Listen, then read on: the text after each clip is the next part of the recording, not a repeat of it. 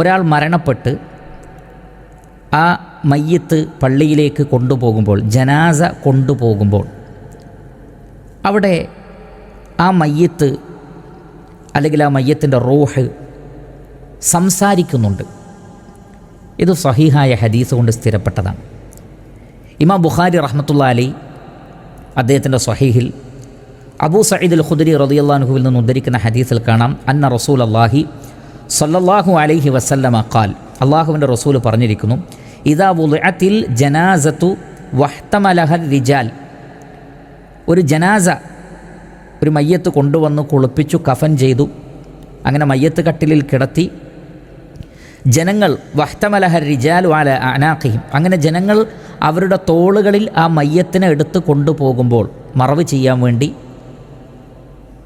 മഖ്ബറയിലേക്ക് കൊണ്ടുപോകുന്ന സന്ദർഭത്തിൽ ഫഇൻ കാനത്ത് സ്വാലിഹത്തൻ, ആ മയ്യത്ത് ഒരു സ്വാലിഹായ മനുഷ്യൻ്റെ മയ്യത്താണെങ്കിൽ, ആണാവട്ടെ പെണ്ണാവട്ടെ, ഒരു നല്ല മനുഷ്യൻ, ഈമാനുള്ള തൗഹീദുള്ള സൽക്കർമ്മങ്ങൾ പ്രവർത്തിച്ച ഒരു നല്ല മനുഷ്യനാണെങ്കിൽ, ഖാലത്ത്, ആ ആത്മാവ്, ആ റൂഹ് പറയും, ഖദ്ദിമൂനി, നിങ്ങളെന്നെ വേഗം ഖബറിലേക്ക് കൊണ്ടുപോകൂ, ഖദ്ദിമൂനി ഖദ്ദിമൂനി, വേഗം വേഗം എന്നെ ഖബറിലേക്ക് കൊണ്ടുപോകൂ എന്ന് അദ്ദേഹം വിളിച്ചു പറയുന്നതാണ്. കാരണം ആ ഖബറിലെത്തിയാൽ ആ വ്യക്തിക്ക് ലഭിക്കാനിരിക്കുന്ന സ്വർഗീയമായ സുഖങ്ങൾ, സ്വർഗീയമായ അനുഭവങ്ങൾ, അത് ആസ്വദിക്കാൻ വേണ്ടിയാണ് പെട്ടെന്ന് തന്നെ ഖബറിലേക്ക് കൊണ്ടുപോകാൻ ആ മയ്യത്ത് അതല്ലെങ്കിൽ ആ ആത്മാവ്, ആ റൂഹ് വിളിച്ചു പറയുന്നത്. വ ഇൻ കാനത്ത് ഗൈറ സാലിഹ, എന്നാൽ സാലിഹല്ലാത്ത ഒരു മോശക്കാരനായ മനുഷ്യനാണ് മരിച്ചതെങ്കിൽ, ഖാലത്ത്, ആ റൂഹ് പറയും, യാ വൈലഹ, അതിൻ്റെ നാശമേ, ഐന യദ്ഹബൂന ബിഹാ, എവിടേക്കാണ് ഇവർ ഈ മയ്യത്തിനെ കൊണ്ടുപോകുന്നത്, നാശം നാശം, എവിടേക്കാണ് അവർ അതിനെ കൊണ്ടുപോകുന്നത് എന്ന് പറഞ്ഞാൽ ഖബറിലേക്ക് പോകാൻ ഇഷ്ടപ്പെടൂല.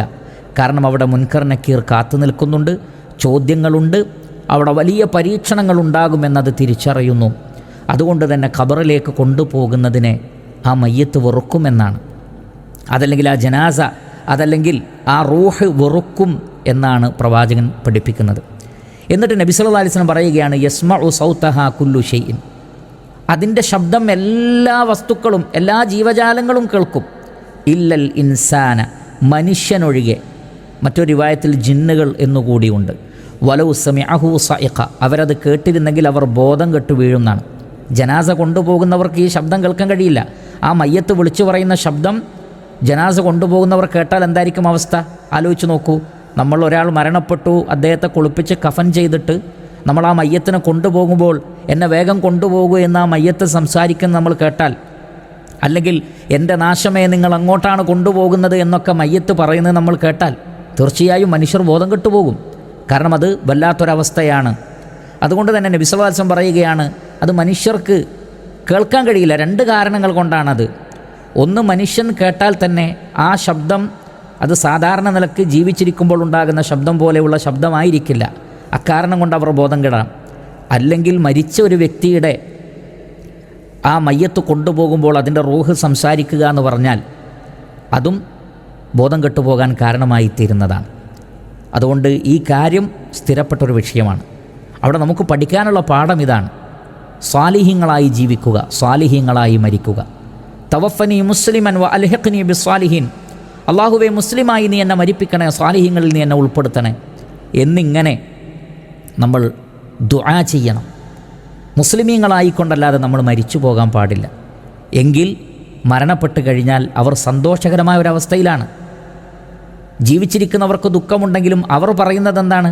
അവർക്ക് ഖബറിലേക്ക് പോവാൻ തിരക്കാണ്. ഖദ്ദിമൂനി ഖദ്ദിമൂനി, വേഗം എന്നെ ഖബറിലേക്ക് കൊണ്ടുപോകൂ എന്നാണ് അവിടെ പറയുന്നത്, മരിച്ച വ്യക്തി പറയുന്നത്. അല്ലെങ്കിലോ എന്നെ കൊണ്ടുപോകല്ലേ എന്ന് പറയുന്നു.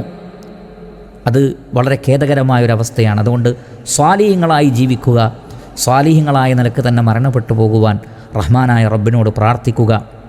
അള്ളാഹു അനുഗ്രഹിക്കട്ടെ.